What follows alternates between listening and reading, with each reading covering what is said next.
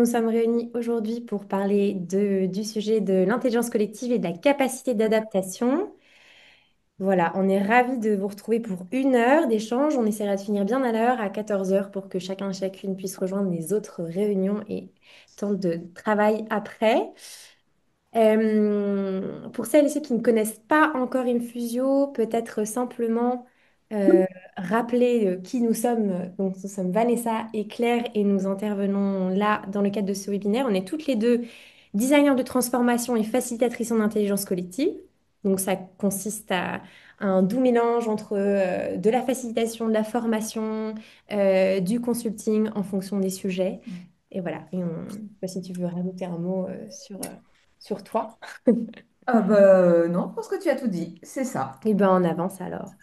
Et pour reposer un petit peu le cadre de d'où on parle, donc cette fabuleuse équipe de d'Infusio, il y en a quelques-uns qui sont ici. On a vu Marie se connecter, Sego, donc certains Infusiens sont avec nous.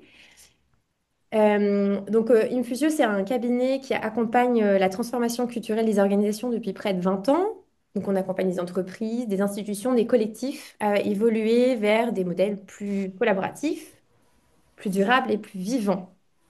Voilà, notre enjeu, c'est surtout de redonner la capacité d'agir aux individus, c'est-à-dire les remettre dans leur autonomie, développer le leadership et la recherche de sens au sein des organisations à travers, on l'a un peu dit, donc du conseil stratégique auprès des dirigeants, de la formation en intelligence collective. On va en parler un petit peu lors de ce webinaire avec l'expérience de FDJ United, mais aussi des accompagnements spécifiques pour des managers et aussi la facilitation de laboratoires internes pour déployer des nouvelles pratiques, puisque c'est comme ça aussi que se diffusent des nouveaux modes de faire et une culture collaborative. Voilà. Ça permet d'engager des transformations qui sont vraiment profondes. Vous avez un échantillon de quelques typologies d'acteurs qu'on accompagne depuis maintenant 20 ans. Alors, pourquoi ce webinaire aujourd'hui? Pourquoi on se retrouve sur cette thématique intelligence collective et capacité d'adaptation? C'est né d'une envie assez forte chez nous de donner à voir les impacts concrets de l'intelligence collective. Nous, et plusieurs de nos clients, on est convaincus que l'intelligence collective, c'est un levier stratégique et puissant de transformation culturelle et pour accompagner des organisations, quelles qu'elles soient, à traverser les crises. Et les crises, on en connaît beaucoup en ce moment.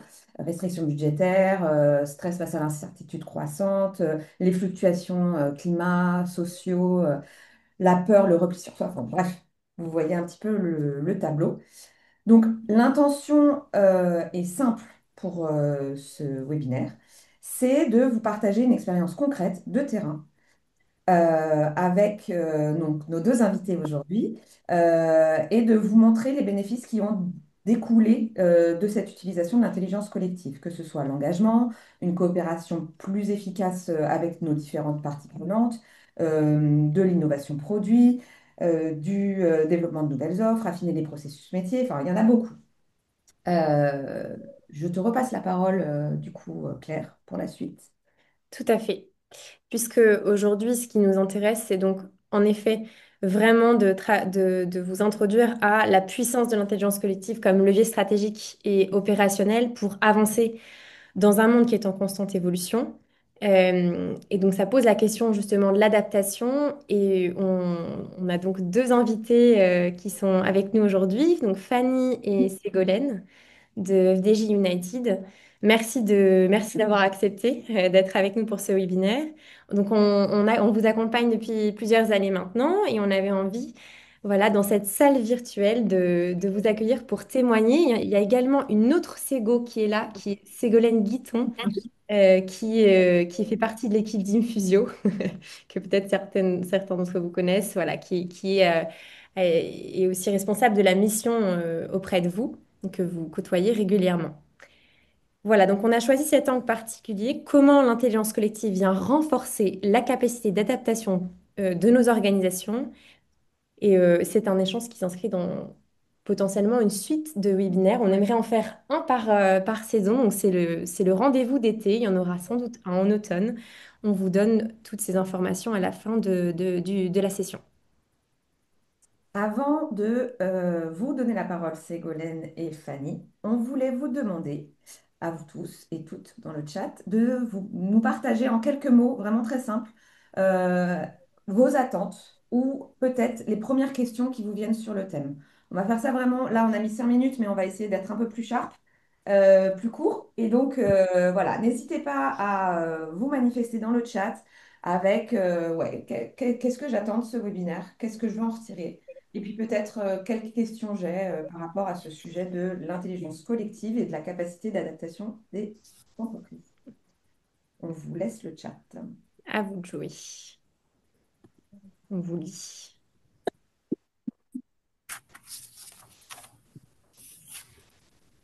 S'il n'y a pas de questions, on avance. Philippe nous dit un partage vu de l'interne du client sur ce que l'IC a changé pour eux. Ouais, super. Ça tombe bien, on va en parler. S'il vous plaît.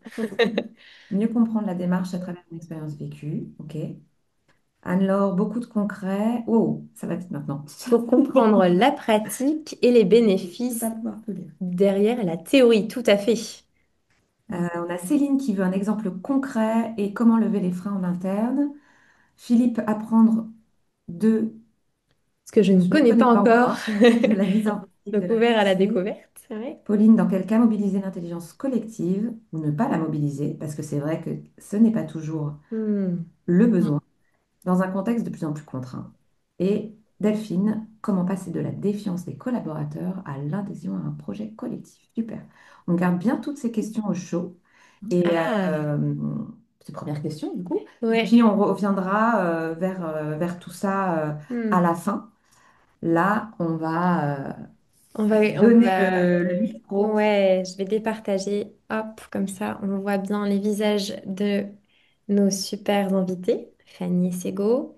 Et j'ai noté aussi comment convaincre la direction. Hmm. Et il y a des anciens du parcours corporate hacker qui sont là. Bienvenue Hervé, c'est l'ex ouais, Facilitateur. facilitateur il y a 5 6 ans. Bah, bienvenue, c'est super. C'est parti. Tu peux également nous partager des expériences que tu vis depuis que tu as été formé sur l'intelligence collective avec Infusio. Ça peut toujours être précieux. Dans le chat, maintenant, place à l'échange avec vous, Fanny et Sego. Donc peut-être pour commencer simplement, nous redire voilà, qui vous êtes, en quelques mots, depuis quand vous êtes chez FDJ United, et puis votre rôle, ce qui vous anime. À vous. Ségolène. Je peux me lancer si tu veux. Donc, je suis Ségolène Angibaud, je suis responsable de la communication interne chez FDJ United et je suis aussi responsable du Lab Transfo et je pense que c'est ce qui va vous intéresser. Le Lab Transfo, c'est un dispositif d'intelligence collective qui existe au sein du groupe depuis plus de 10 ans, mais j'y viendrai un petit peu plus tard et ça fait à peu près 9 ans que je travaille au sein de ce groupe et que je suis sur ces deux activités. Peut-être juste, Sego, est-ce que tu peux nous repréciser ce qu'est bien le LAV Transfo et c'est Oui. quelques missions, comme ça donne aussi le... Pour vous redire, donc comme le Lab Transfo, c'est un dispositif d'intelligence collective, son objectif et comment il est positionné, c'est un dispositif à destination de l'ensemble des collaborateurs du groupe. Et son objectif, c'est d'utiliser l'intelligence collective pour accompagner l'ensemble des sujets et des transformations stratégiques. Hmm. Super, merci. Merci beaucoup. Et Bonjour Fanny? à tous. Alors moi, je suis un peu plus récente puisque j'ai intégré la Française des Jeux il y a 18 mois. Et je ne travaille pas donc dans la même direction que Ségolène. Moi, je travaille dans la direction soutenabilité et engagement qui est mobilisée principalement sur les enjeux de responsabilité sociale et environnementale, hein. Et je suis en charge du dialogue partie prenante pour le groupe.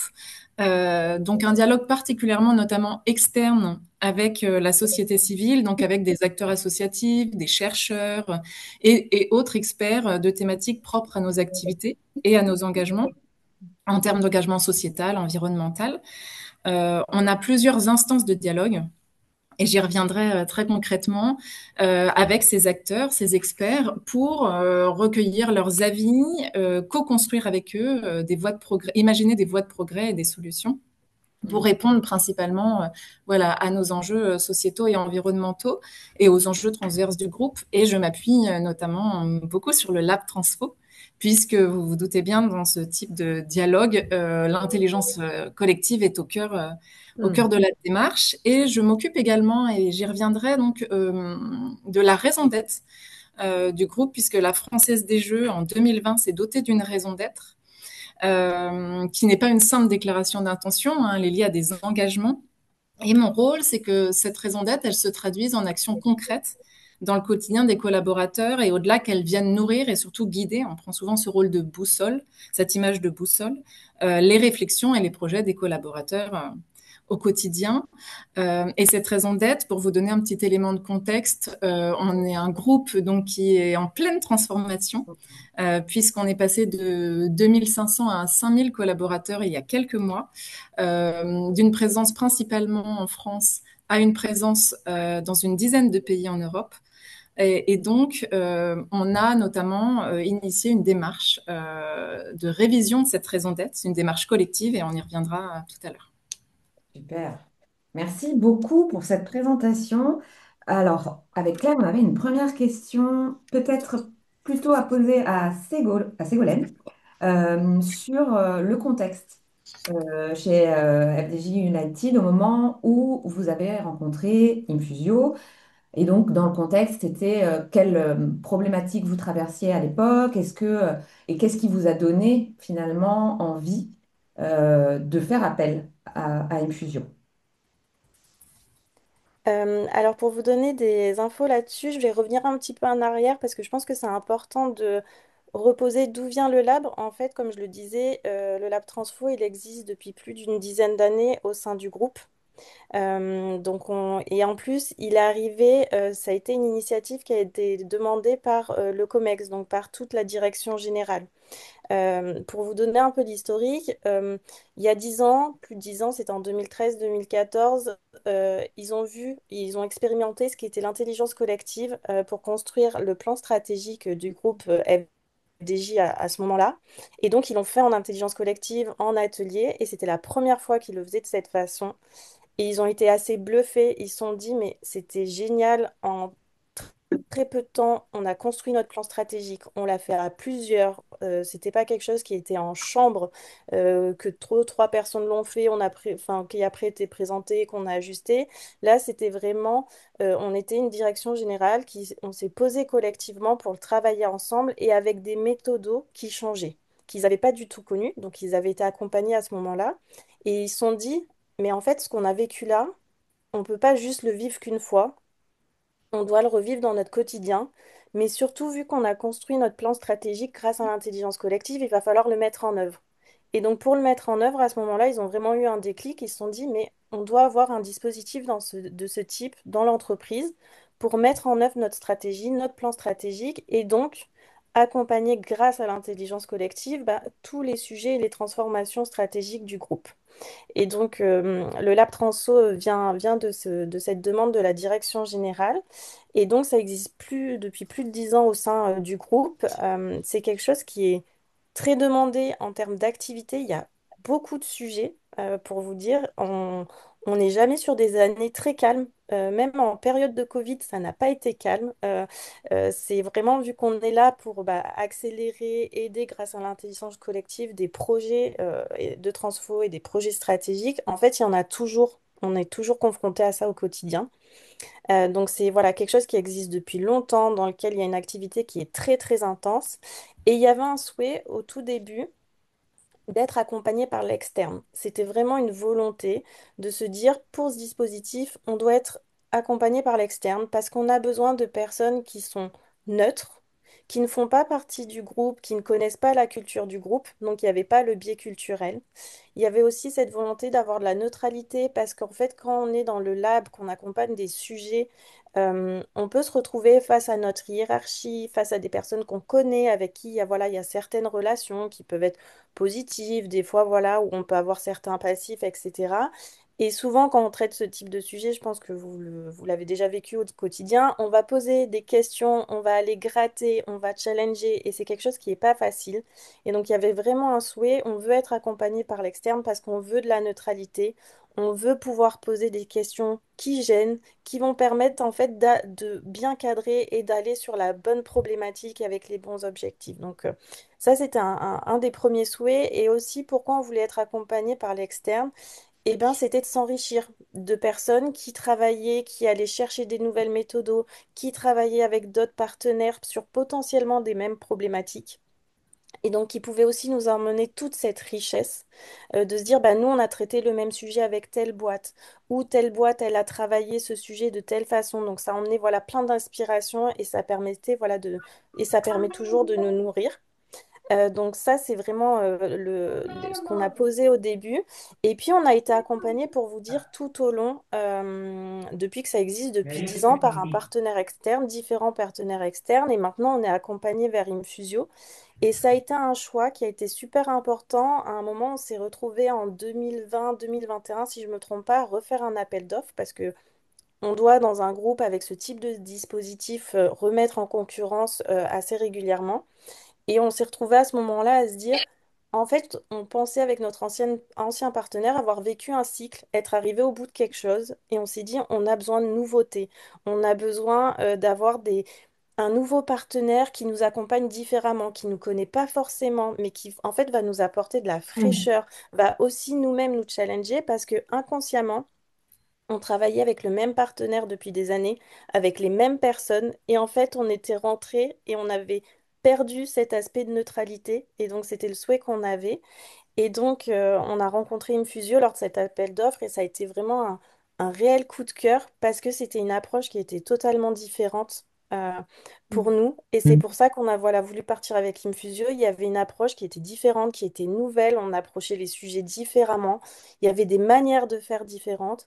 Il y avait un challenge aussi auprès de nous de se dire, mais reposez-vous la question, pourquoi vous le faites ça? Vous faites ça, est-ce que vous le faites par habitude? Est-ce que vous le faites pour autre chose? Donc, on a nous-mêmes été challengés et c'est ce qu'on cherchait. Et il y avait aussi le fait que on était vraiment accompagné par un partenaire. Souvent, on peut avoir des relations de clients, prestataires, etc. C'est pas du tout le cas, en fait, dans la relation qu'on a avec Infusio. On est vraiment sur un partenariat, on avance ensemble. Et c'est voilà, et c'est tous les éléments qui nous ont fait Ok. partir avec Infusio. Merci Sego, merci, merci pour tout ça. En effet, on est des challengers, ça c'est sûr. On vous enquiquine un peu. Mais voilà, merci, merci pour ce partage. Et de fait, donc ça fait maintenant depuis 2021 qu'on bosse à vos côtés pour vous accompagner dans voilà, cette transformation, cette transition culturelle progressive avec des enjeux qui bougent, hein. Tu l'as dit, même si vous êtes un groupe où ça va plutôt bien, vous êtes plutôt en forme, il y a aussi des enjeux interculturels qui s'offrent à vous depuis maintenant l'année dernière notamment avec une acquisition qui a fait bouger les lignes, avec du coup de l'interculturalité. Vous allez nous raconter un petit peu, peut-être pour reposer le cadre du coup de ce qu'on fait avec vous.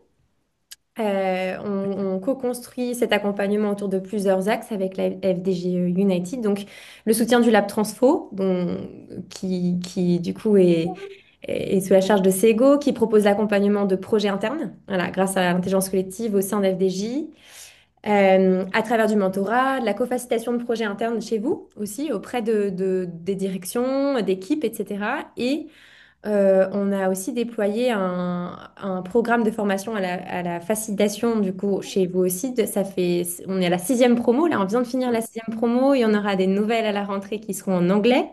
Voilà, puisque du coup il y a aussi l'interculturel jusque-là.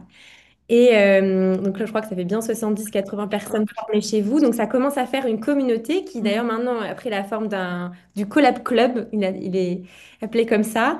Voilà, qui a pour objectif de créer un espace apprenant pour les personnes qui sont déjà formées en interne, créer des espaces d'échange, de soutien mutuel entre pairs, des terrains aussi de soutien, puisqu'il y a des fois besoin d'avoir un COFA, voilà, un co-facilitateur qui vienne aider une fois qu'on est formé pour avoir un accompagnement dans sa direction ou dans son équipe. Dans toute cette dynamique, il y a aussi un soutien à la direction du change avec toi, Sego, hein, sur la transformation générale du groupe et tout un accompagnement de réflexion stratégique. Et c'est soutenu par un travail de mesure d'impact, avec notamment tout un suivi avec des tableaux de bord qu'on mène à vos côtés, mais aussi l'outil Sometrix, pour ceux qui connaissent déjà bien, un outil qui permet justement de suivre l'impact Les d'impact transfos. du Lab Transfo et les effets de cette transformation au global. Donc l'engagement des collaborateurs et le basculement d'une culture managériale à une autre, vers une dimension plus participative. Voilà, c'est pour planter un peu le décor. Et toutes ces actions, elles contribuent à développer une culture collaborative et apprenante qui vous permet de mieux vous adapter sur différents sujets. Donc là, on aimerait vous entendre, Sego et Fanny, sur, voilà, en fait, est-ce que vous pourrez nous illustrer comment justement l'intelligence collective sur des sujets très concrets, vous l'avez sollicité et comment elle vous permet de vous adapter sur différentes dimensions, que ça soit du produit, que ça soit justement de la raison d'être ou sur d'autres Du divers sujets. dialogue. Ouais. Voilà, à vous le micro, je ne sais pas qui veut démarrer. Je peux commencer si tu veux, Fanny, Oui, vas-y. pour te laisser toute la partie qui est multiculturelle. Oui, absolument. On travaille sur beaucoup de sujets. C'est vraiment très varié. Et pour vous donner vraiment des exemples concrets qu'on a vécu très récemment, qui abordent différents sujets, mais on peut être sur des sujets de créativité. Par exemple, un atelier qu'on a fait dernièrement, ça a été de monter tout un atelier pour une équipe qui est en charge des grands gagnants et de se dire bah, en fait comment on peut communiquer sur les grands gagnants, qu'est-ce qu'on fait, qu'est-ce qu'on peut mettre en place, comment on peut les mettre en avant tout en respectant l'anonymat, mais pour aussi valoriser la partie gain. Donc ça, c'est le type d'atelier qu'on peut réaliser et donc voilà, ça peut aller sur une demi-journée avec des petits groupes, on était à peu près 10-15 personnes qui étaient présentes. Mm. On a aussi des ateliers qu'on fait pour développer des jeux. Qu'on travaille avec notre BU Loterie et Sport France. Et ce qui est intéressant, c'est qu'on les accompagne depuis plusieurs années pour les aider à développer sur des ateliers qui étaient très longs. C'était 2 jours, 2 jours et demi d'ateliers où pendant ces 2 jours et demi, donc des ateliers très créatifs, où ils devaient aller jusqu'au bout pour proposer des nouveaux jeux qui soient digitaux ou physiques. Et donc progressivement, on les a accompagnés chaque année et à partir de maintenant 2025, ils le font en autonomie. Donc c'est-à-dire que nous, on les accompagne maintenant que sur un aspect méthodo. On va les aider à cadrer leurs besoins. Ils vont proposer des choses en termes de design d'atelier. On va les aider à poser aussi ce design, à proposer des nouvelles méthodos. Mais ça vient d'eux, donc ils sont acteurs. Ils sont pas juste que clients maintenant, c'est ça qui est intéressant. Et maintenant, ils facilitent eux-mêmes ce type d'atelier avec leurs équipes. Donc c'est ça qui est intéressant aussi en termes de chemin qu'on réalise dans les sujets qu'on accompagne. Donc ça, c'est voilà des jeux, c'est des sujets, on va dire, un peu plus créatifs. Après, on est sur d'autres problématiques aussi. On peut être sur des sujets où il y a des problématiques qui bloquent. Et ça, c'est déjà arrivé avec toute notre direction générale qui, sur un sujet confidentiel, était bloquée, n'arrivait pas à prendre une décision. Ça faisait plusieurs mois qu'ils étaient dessus. Et en fait, ils ont fait appel à nous pour se dire, ben, là, on a besoin en fait de neutralité, on a besoin de travailler le sujet différemment pour nous aider à prendre la décision. On est bloqué, on n'y arrive pas, tout le monde n'est pas d'accord. Et donc, c'était super intéressant le fait qu'ils nous interpellent sur ce sujet. On les a accompagnés sur un workshop qui était super court parce qu'ils n'avaient pas le temps. C'était 2 heures maximum. Je crois qu'on avait allé peut-être pousser un petit peu à 2h30 max. Mais on s'est posé avec eux sur voilà, un atelier, un design qui était super sharp en 2h30. Et en fait, ils sont ressortis de l'atelier au bout de 2h30, alignés et avec une décision qui était prise. Et c'était OK pour eux. Donc ça aussi, c'était quelque chose qui avait été très marquant et pour vous donner des exemples de sujets. Et je vais vous en donner un dernier avant de passer la main à Fanny sur deux très beaux autres sujets. Mais on peut accompagner sur plein de problématiques. Par exemple, on a des problématiques de surveillance des points de vente. Donc c'est comment une équipe apprend à travailler ensemble sur des expertises différentes pour arriver à surveiller les points de vente, ce genre de choses. Voilà, il y a vraiment des problématiques à chaque fois très différentes qu'on accompagne. Et la clé se trouve vraiment dans le cadrage et l'accompagnement des sujets. Et après, on va dire que la cerise sur le gâteau, c'est l'atelier de voir tout ce qui se réalise et ce qui est produit. Merci, Sego. Merci, Eh Thibaut. ben, peut-être que donc effectivement, je peux vous donner quelques exemples assez concrets en lien du coup avec ma fonction. On a donc Claire l'évoquait, et je l'évoquais tout à l'heure, donc un groupe qui est en pleine transformation et pour lequel on avait besoin au moment donc effectivement du rachat d'un groupe donc qui était présent très fortement à l'international à l'automne dernier, il y avait une nécessité, et ça s'est fait main dans la main d'ailleurs avec les équipes de Ségolène, de repenser l'identité, en tout cas de voilà, mobiliser l'ensemble des collaborateurs pour voilà, co-construire une identité commune. Donc on a changé d'ailleurs de nom, on est maintenant, on s'appelle maintenant FDJ United, c'est une pierre. Et puis on a également donc lancé un grand chantier, une grande consultation, une démarche de co-construction d'ampleur sur la raison d'être et également sur les valeurs, des valeurs fondatrices. Et pour ça, Infusio nous a accompagnés, notamment, et tu parlais, Ségolène, du cadrage qui est essentiel, à organiser des ateliers en ligne, en multilingue, dans un contexte multiculturel où les gens ne se connaissent pas encore. C'est-à-dire que nous, à l'époque, on ne connaissait pas, on n'avait pas encore rencontré nos collègues des différents pays et aux différentes entités. Donc, ça avait aussi un objectif, ces ateliers, c'est de faire du lien. Et on sait qu'en ligne, c'est pas toujours simple. En tout cas, ça facilite pas les choses. Et on a notamment, grâce aux équipes avec Vanessa, Claire, mis en place des ateliers en ligne qui ont mobilisé 80 personnes et qui nous ont permis, alors à ce moment-là, on avait déjà une version quasi définitive de la raison d'être, on les avait consultés, hein, c'était une brique dans la démarche, ça a permis de les faire réagir sur des versions d'engagement qui sont déclinées de cette raison d'être et qui sont voilà, qui ont une visée vraiment transformative. Euh, C'était très intéressant parce que on s'est surtout d'ailleurs rendu compte qu'il y avait énormément de proximité et que la plupart c'était finalement assez simple, mais parce que c'était bien amené euh, de trouver ce qui nous rassemblait. Et c'était en phase avec les versions qu'on avait proposées. Donc, ça a permis d'amender et d'enrichir ces engagements et de mobiliser les collaborateurs. Et beaucoup nous ont dit que voilà, c'était la première fois pour le coup qu'ils rencontraient leurs collègues et autres. Donc, c'était vraiment intéressant sur ça. Et l'aide, voilà, d'Infusio, elle a été vraiment précieuse. Et puis, un autre exemple assez récent avec le laboratoire sociétal, donc une instance de dialogue que je pilote sur nos enjeux RSE, nos externalités négatives, hein, notamment sur les enjeux en termes de jeux responsables et nos enjeux en termes d'impact environnemental, qui réunit une dizaine d'experts principalement associatifs qui travaillent sur ces enjeux-là, hein, et avec lesquels, alors là, cette fois-ci, Infusio ne nous a pas accompagnés, mais moi j'ai eu la chance d'être formée, de faire partie de la promo 5, il me semble. Et d'ailleurs, c'est Ségolène et Vanessa qui m'ont Oui, formée. c'est ça.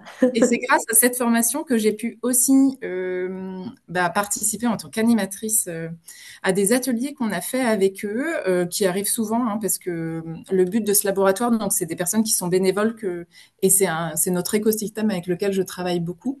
Et là, le but, c'était d'essayer de voir comment, avec notre réseau de commerçants partenaires, alors qui sont formés chaque année, qui suivent des formations pour essayer de mieux repérer les personnes en difficulté parmi leurs clients qui pourraient être sujets à de l'addiction au jeu.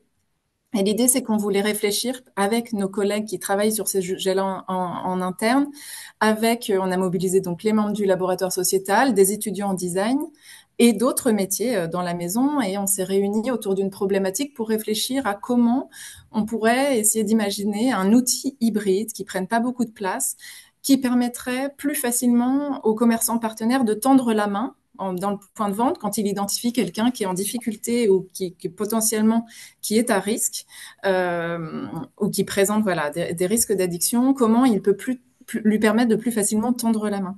Et donc là, on a fait plusieurs ateliers et on a réussi. On est en train de prototyper deux outils qui vont venir nourrir la feuille de route de nos collègues qui travaillent sur ces enjeux de jeu responsable. Donc voilà, ça peut avoir des effets très concrets.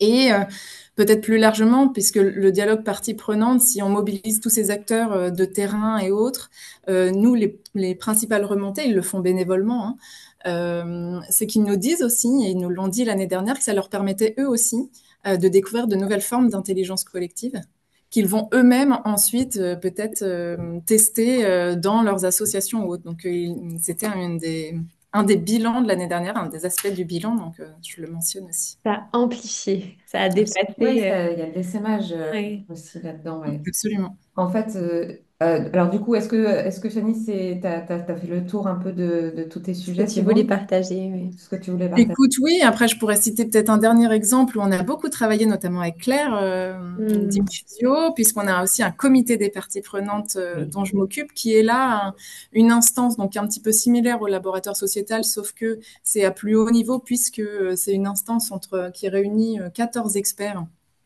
qui mobilisés principalement sur nos enjeux, pardon, qui travaillent avec lesquels on va discuter de tous les enjeux transverses du groupe. Et c'est un dialogue avec eux et la direction générale, puisque la direction générale est présente dans cette instance. Et on voulait réfléchir, on a été partenaire officiel pour les Jeux olympiques, on voulait réfléchir à l'après Jeux olympiques. Les équipes du sponsoring sportif étaient venues nous voir en nous disant on a une problématique, on a du mal à savoir un petit peu ce qu'on va faire après, et on aimerait consulter le comité des parties prenantes. Mm. Et ce qu'on voulait, c'est éviter bien sûr la discussion de comptoir où chacun, c'est ce qu'on Ouais. dit tous éviter dans ces formes de consultation. Et on a fait appel à notamment Claire et Vanessa, puisque notamment Claire, oui, pardon, Pardon, il parce y que a euh, interférence. J'ai parce compris. que on n'arrivait pas à accoucher sur notre problématique. On Hmm. n'arrivait pas à bien orienter les questions. On faisait tout un tas d'allers-retours avec la direction générale, etc. Et les équipes de Claire nous ont aidés avec une grande forme d'agilité, puisqu'on n'avait pas beaucoup de temps, euh, Hmm. à trouver la problématique adéquate et d'ailleurs à animer des ateliers avec ce comité des parties prenantes, une première d'ailleurs, puisqu'on n'avait pas encore testé ce format-là avec eux. Et ça a plutôt bien fonctionné, puisque les équipes du sponsoring sont reparties avec une restitution qui leur a permis de nourrir leur nouveau plan, leur nouvelle stratégie de sponsoring pour les années à venir. Super. Ouais, et puis l'occasion de faire discuter des gens qui viennent de secteurs et de milieux très, très différents. Un chercheur spécialisé dans les addictions avec un militant écologiste. Voilà, c'était une grande diversité de parties prenantes. Et c'était aussi là nécessaire de trouver des moyens de converser pour Mm, arriver à vos fins. Ouais. Ouais. Et dans tout ce que vous dites toutes les deux, on voit que ben, ça touche pas mal de sujets, du produit avec des prototypages, du travail avec les mm, différents enjeux que ça peut toucher pour vous, de la digitalisation, du maintien des points de vente, de la relation même avec les mm, commerçants partenaires.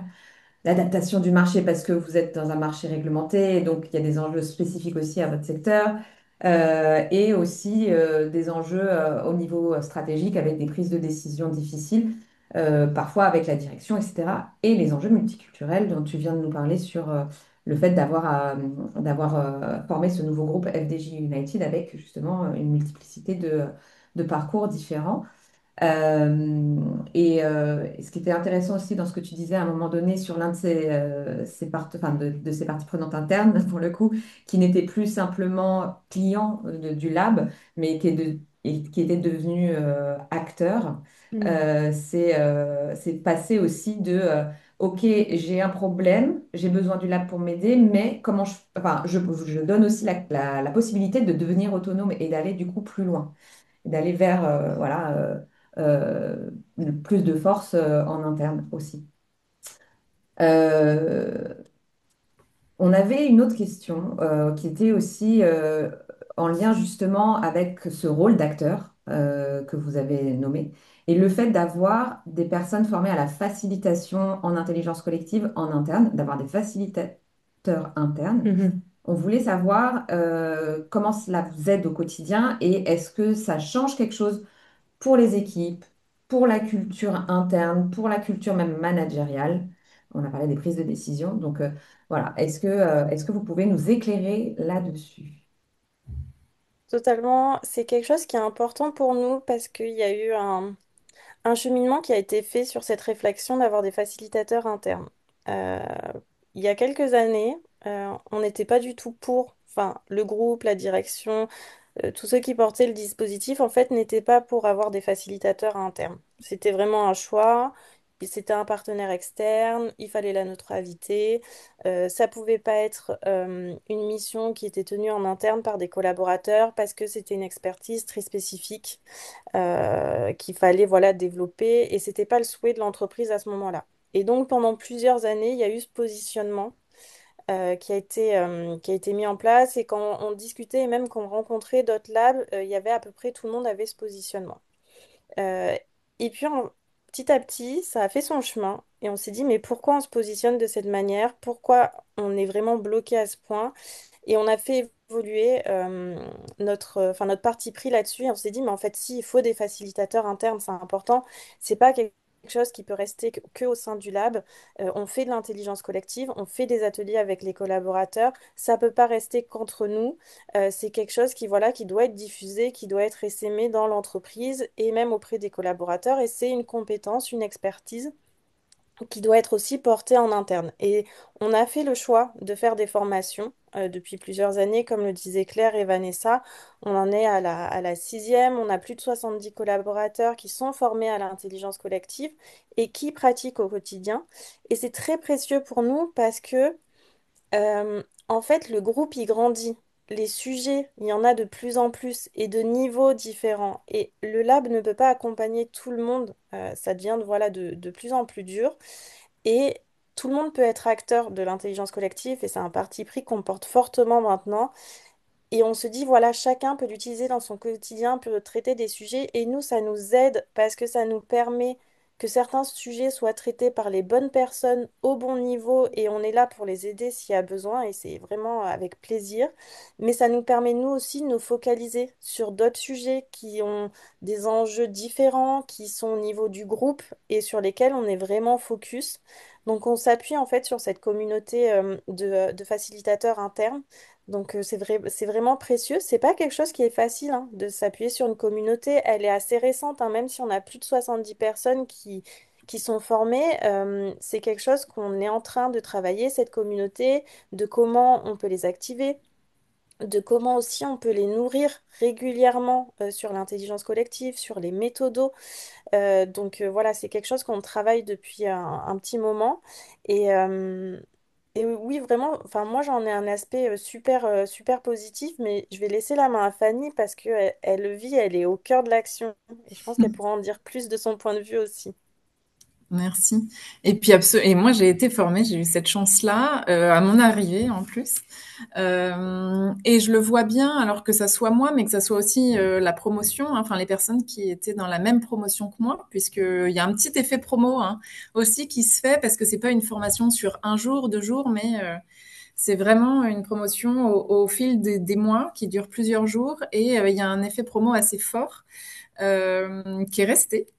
Donc ça, c'est aussi intéressant de le mentionner. Non, ça m'a permis, j'allais dire, d'entrer dans les coulisses. Dans mes précédentes fonctions, j'ai souvent voilà, participé en tant que participant à des ateliers d'intelligence collective. Euh, j'ai pu co-animer des choses, mais je n'avais jamais j'étais jamais rentrée en profondeur dans ces méthodes d'intelligence collective et ça m'a vraiment permis de passer de l'autre côté. Alors, il faut sûrement des années de pratique. Hein. C'est au fil de l'eau qu'on continue d'en apprendre, mais c'était vraiment important et ça m'a permis à la fois donc forcément d'imaginer beaucoup plus de choses sur le dialogue partie prenante. D'ailleurs, ma responsable s'est formée l'année d'après. Et donc, c'est vrai que ça nous ouvre beaucoup plus en termes de perspective. Et puis, régulièrement, quand j'imagine des ateliers ou autres, je vais consulter quelques collègues qui ont pu être formés pour challenger. Et puis, les équipes, bien sûr, de Ségolène au Lab Transfo. Euh, donc, ça, voilà, une vraie prise de recul et une agilité certaine qui est vraiment appréciable. Et comme tu le disais très justement, Ségolène, de vraiment pouvoir, voilà, de traiter des sujets sur lesquels on est au quotidien euh, et de le faire soi-même. Ça, c'est une vraie plus-value.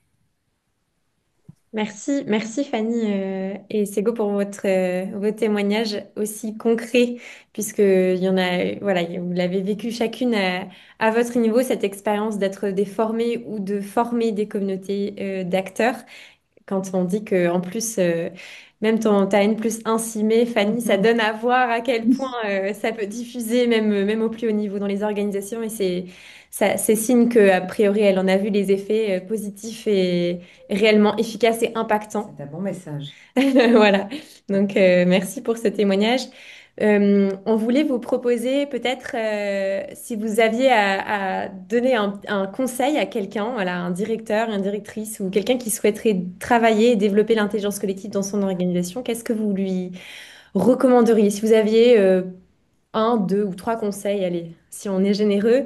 Et puis après, je laisserai un petit mot à Sego, notre Sego, Ségolène Guiton, qui pourra aussi dire un mot sur la mission. Voilà. Et puis, Mais, on aura quand même un et on temps. aura bien sûr un temps Ouais, d'échange avec vous. On a bien noté toutes vos questions au fur et à mesure. Donc on va les relever juste après. Je vous laisse répondre du coup, Sego et Fanny. Un ou deux conseils. Moi, je pense que les conseils que je donnerais, c'est d'y aller, c'est de foncer, c'est de pas douter, c'est d'y aller et c'est pas grave d'avoir des doutes et c'est même bien. Je pense qu'il faut avoir un état d'esprit que j'essaye de diffuser assez régulièrement, enfin, au sein du lab, au sein des ateliers, mais aussi au sein de la communauté, de ceux qui y participent. C'est d'avoir un certain état d'esprit. En fait, l'intelligence collective, pour moi, c'est aussi un état d'esprit. On est là pour apprendre. C'est aussi un dispositif dans lequel on doit être en confiance, on doit pouvoir échanger facilement entre nous. Et surtout, pour moi, c'est là où on peut tester, on peut oser faire des choses et on peut se tromper. Et donc vraiment, c'est de se dire, j'ai des doutes, ok, c'est pas grave, on teste, on y va, on essaye, on se dit les choses, mais on va progresser ensemble et on apprend ensemble. Et pour moi, c'est vraiment ça que je mettrais en avant. super. Merci. Merci. Fanny? Je Fanny, rejoins ouais. Ségolène effectivement sur tous tes conseils.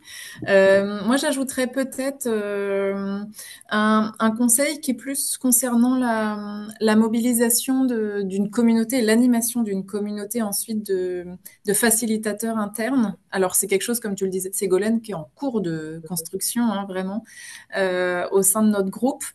Et moi, qui ai fait partie d'une promotion, je sais qu'on est tous ressortis en se disant c'est génial. Et puis nous, ce qu'on aimerait en plus, c'est au-delà de faciliter nos sujets, c'est d'aller faciliter les sujets d'autres collègues parce que ça nous apporte à nous déjà plein de choses de découvrir, voilà, ce que davantage et puis de contribuer voilà aux travaux de nos collègues et on n'a pas encore franchi tout à fait ce pas aujourd'hui à la Française des Jeux parce que c'est en cours de construction mais donc il faut quand même une certaine maturité lorsqu'on lance la communauté car il y a une attente assez forte de ces fameuses 6 promotions qui sont prêtes à se lancer. Donc, c'est plus en termes de maturité que de la communauté. Ouais, ça fait partie merci. Ça fait partie de quelques questions qu'on a aussi sur comment faire durer la communauté, comment diffuser la facilitation en interne. On répond à ces petites questions juste après. Peut-être, Sego, du coup, notre Sego, est-ce que tu avais envie de dire un mot sur la mission aussi? Est-ce que tu as vu avancer, si tu avais envie de préciser un certain nombre de choses?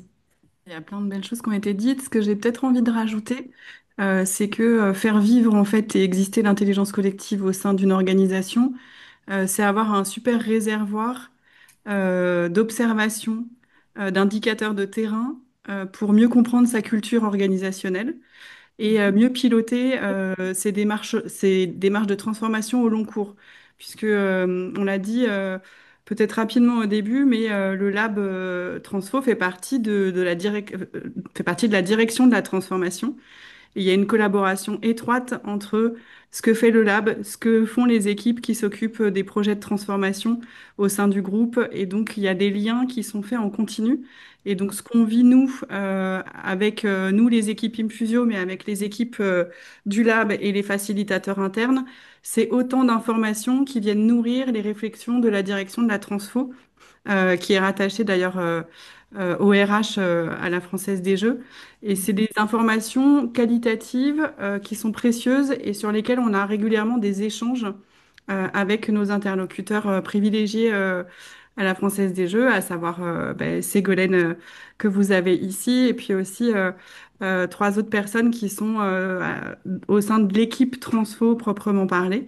Donc ça, c'est hyper important pour nous aussi de faire des liens entre ce qu'on voit sur le terrain de manière très opérationnelle, ce qu'on observe en termes de comportement culturel et de comment en fait ça vient nourrir ces réflexions. Donc j'avais envie d'ajouter ça qui aussi permet de faire le lien entre le terrain et la stratégie de l'entreprise et c'est ce qu'on retrouve voilà, chez la plupart des projets qu'on peut accompagner à la Française des Jeux ou ailleurs et c'est important de le partager. Voilà, et je relaisse la main. Merci Sego pour cette Merci. précision, oui, c'est vrai. Ouais, on va passer aux questions. Alors, il y avait plusieurs questions dans le chat, mais on aimerait vous laisser la parole. Donc, ceux qui le souhaitent peuvent ouvrir leur micro et poser leurs questions de vive voix. Sinon, nous irons chercher une question dans le chat. Voilà, mais on préférait quand même un échange en vrai avec vous pour ceux Hmm. qui veulent se lancer. N'hésitez pas.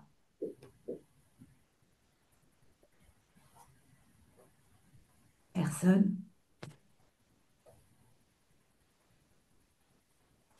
Moi, je viens me faire le relais de Linda, parce que on a la même Merci, question. Aude. Vous aviez la même question, si on a bien compris. Voilà, on avait la même question, c'était par rapport au profil. Donc là, c'est une question plus générale pour vous tous, que ce soit FDJ ou vous, en tant qu'experte. C'est vrai que souvent, on se dit que l'intelligence collective, il faut quand même qu'on ait un peu une notion des profils, soit une Hmm. diversité justement de profils, en fait, de type de personnes. On parle souvent basiquement des disques, hein, mais il y a plein d'autres sujets. Mais enfin voilà, il y avait quand même une question par rapport à ce profil.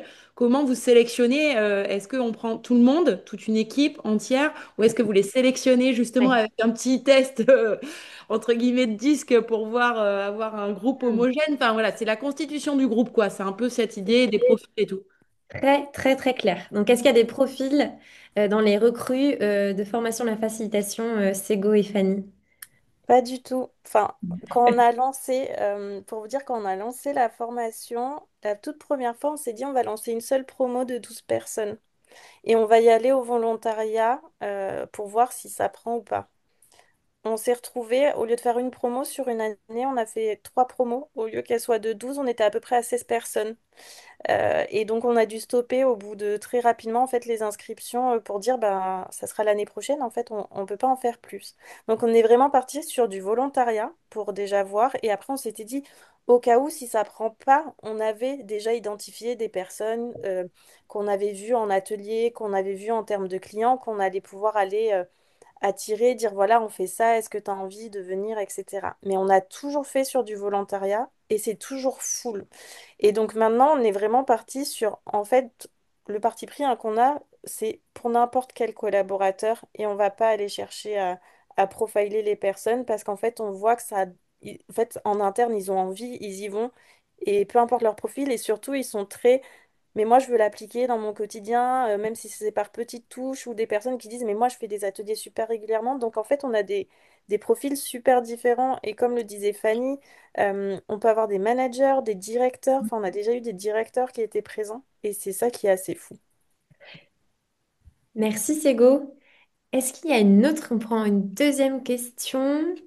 Il y en avait une sur la réflexivité, on peut y répondre, je pense,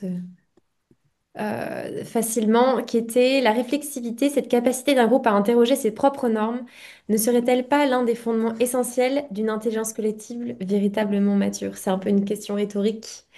En tout cas, c'est une méthode qu'on utilise en formation au sein de enfin, de FDG United. On utilise en permanence dès le début, dès les 2 premiers jours de formation. Il y a un des 2 jours qui est dédié à la pratique. Fanny, tu me contredis parce que tu l'as vécu. Voilà, avec du coup des temps de pratique directe de test de design et de test d'un atelier et ensuite un espace, une bulle de réflexivité offerte à l'ensemble des participants qui relisent leur expérience ensemble et s'offrent des feedbacks pour améliorer la prochaine facilitation. Donc c'est extrêmement appliqué. Appliqué dans le sens, on le fait, on le vit. Et je peux compléter, c'est appliqué pendant la formation, c'est appliqué pendant les ateliers. Ça nous Mm. arrive pendant les ateliers d'avoir aussi ce type de séquence. Donc c'est pas habituel pour les participants, mais ils se prêtent au jeu. Et puis à la fin, ils sont, ah oui, c'était très cool de faire ça. Ça, c'est ce qui permet de générer des prises de conscience. Est-ce Est-ce qu'on prend une dernière qu'on prend une question? dernière question très courte, avec une réponse très courte? On en pioche une? Du coup, par rapport à la culture managériale, est-ce que ça a changé des choses et du coup, quels sont les impacts? C'est go et c'est go. Alors je vais essayer de faire court. Ça a changé des choses, ça prend du temps. Parce qu'on parle de culture et encore plus de culture managériale. Et chez FDJ United, la culture managériale, elle est super forte. Mais en tout cas, ça a changé des choses. Pour répondre très rapidement, en fait, on a un référentiel, un modèle managérial en interne. Et il avait été retravaillé en 2020, je pense.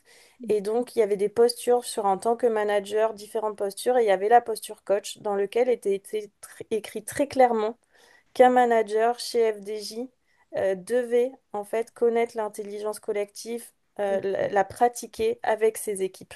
Donc voilà pour vous donner, mais ça prend, dans les faits, ça prend quand même beaucoup de temps. Bien sûr. Hmm.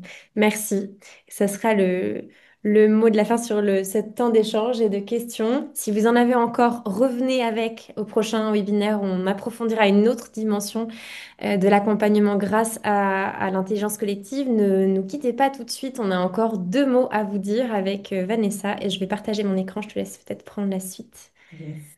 Ça.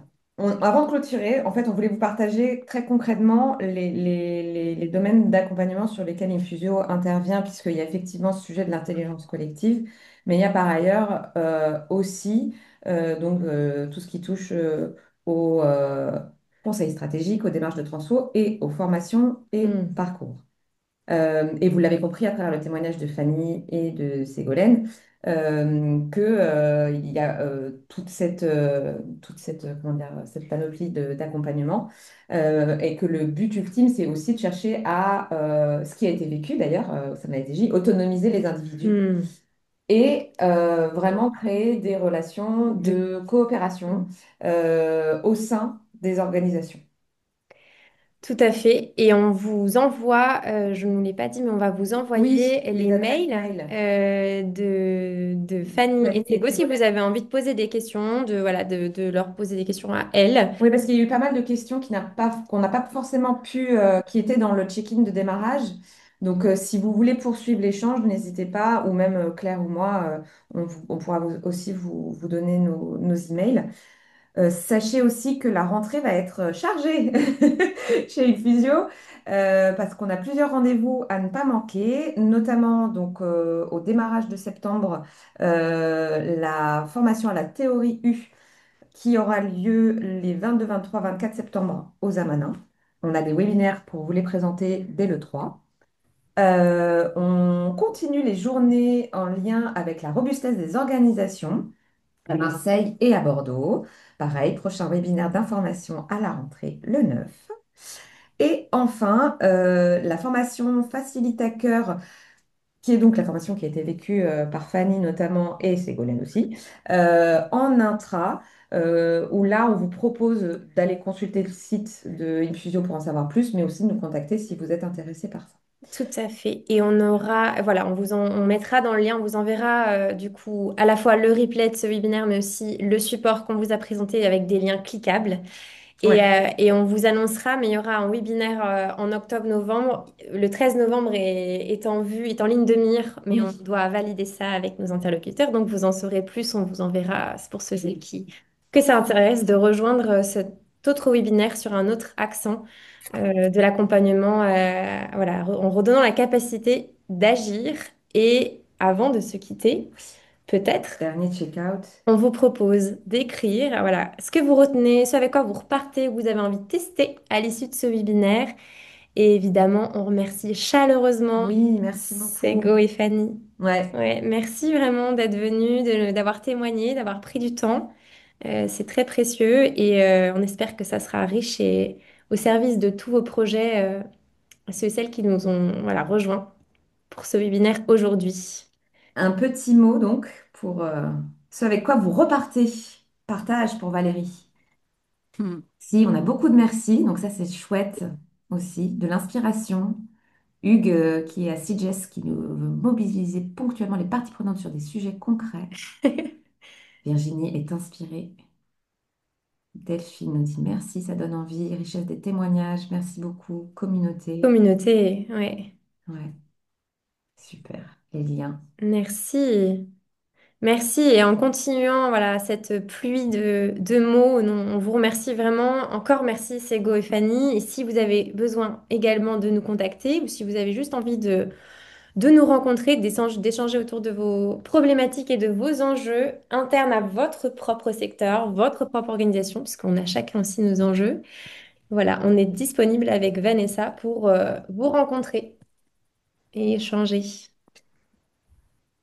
Il est 14 heures, on va devoir vous Pile, laisser. Pile. c'est propre. Voilà. Merci encore à tous. Encore merci Ségolène, merci Fanny. Et puis, Merci. Merci. on vous dit à bientôt.